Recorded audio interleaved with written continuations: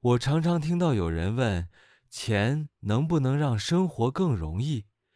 有的人说，当然可以啊，有钱就可以买房子、买车子，还可以去旅行。也有人说，钱不是最重要的，重要的是快乐和健康。我觉得这两个想法都有道理。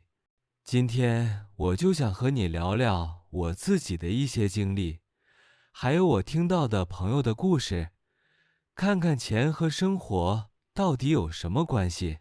我还记得小时候，我的家不算有钱，每天放学以后，我最开心的事情就是去小卖部买一根冰棍。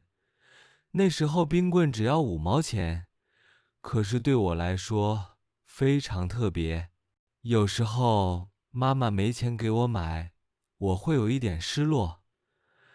但是如果她给了我5毛钱，我就会觉得好幸福。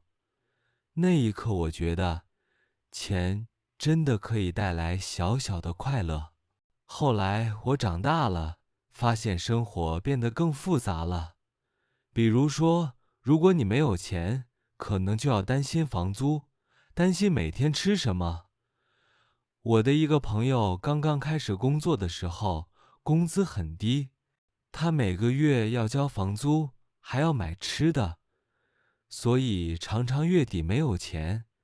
他告诉我，有时候他只吃方便面，因为方便面很便宜。虽然这样也能活下去，但是生活很辛苦。所以他说，如果我能多赚一点钱，我的生活一定会轻松很多。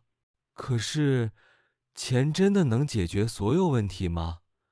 我觉得不一定。有一个朋友，他的收入比我高很多，他买了很大的房子，还有一辆新车，可是他常常加班，很晚才回家。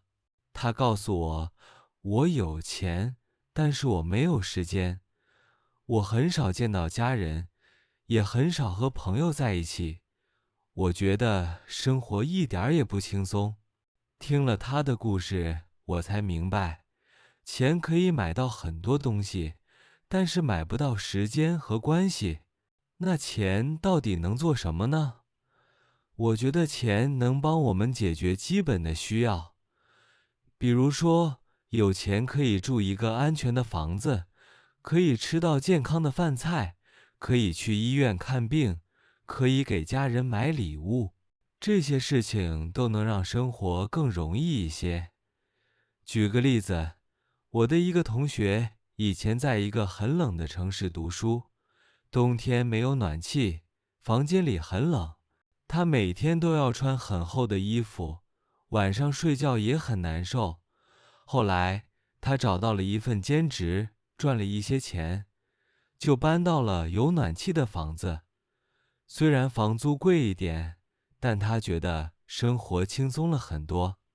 这就是钱带来的变化。但是我也发现，有时候我们对钱的想法会影响心情。比如，有的人总是觉得钱不够，所以每天都很紧张。他们想要更大的房子、更好的衣服、更新的手机。可是这样想的时候，他们很难感到快乐。相反，我认识一些人，他们的钱不多，但是他们很会享受生活。他们会在周末去公园散步，会和朋友一起吃简单的饭，会在阳光下晒太阳。他们常常笑着说，其实生活很美好。我觉得他们的态度特别好。我自己也有过这样的经历。有一次，我很想买一双新鞋子，可是价格太高了，我一直犹豫。后来我没有买，而是用那笔钱和朋友一起去吃了一顿火锅。那天我们吃得很开心，一边吃一边聊天。回到家以后，我觉得心里特别暖。我突然发现，钱不一定要用在自己身上，用在和别人分享的时候，也会带来快乐。当然，我也不否认，有钱的时候，生活真的会轻松很多。比如说，如果你想去旅行，有钱就可以买车票、住酒店、吃好吃的。我的一个表妹第一次出国旅行，就是因为她存了很久的钱。回来以后，她对我说：“这次旅行让我看到新的世界，我觉得自己成长了。”所以，有时候钱可以帮我们打开新的机会，可是我们也要小心。有的人太在意钱，结果失去了生活的平衡。他们一直忙着赚钱，却忘了家人和朋友。我听过一句话，说钱是好仆人，但不是好主人。我觉得很有道理。钱可以帮你，但是不能控制你。如果你被钱控制了，你的生活反而会更难。那我们应该怎么做呢？我觉得，第一，要学会管理钱，比如每个月可以存一点钱，不要把钱都花光，这样遇到问题的时候不会太紧张。第二，要学会满足，你可以买一个新的手机，但是你也要学会用旧手机。你可以买新衣服，但是也可以开心的穿旧衣服。第三，要学会分享，钱花在家人和朋友身上，会让大家都更快乐。我记得有一次，我请妈妈去吃饭，那顿饭花了不少钱，但是看着她微笑的样子，我觉得非常值得。那一刻，我明白了，钱可以带来幸福，但是这个幸福是通过分享来的。在中国有一句话说"知足常乐"，意思是说，如果你能满足自己，就会一直快乐。我觉得这句话很重要。钱当然重要，但是如果我们总觉得不够，我们就不会快乐。相反，如果我们珍惜现在拥有的东西，我们会更轻松。所以，钱能不能让生活更容易呢？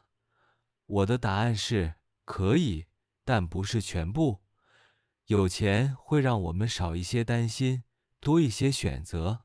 但是如果我们只想着钱，而忘了家人、朋友和健康，那么生活就不会容易。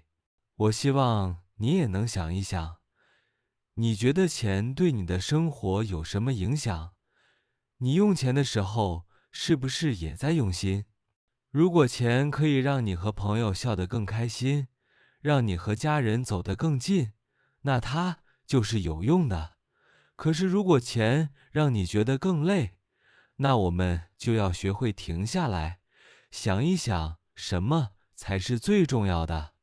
最后，我想说，生活里最宝贵的东西不是钱，而是快乐、健康和爱。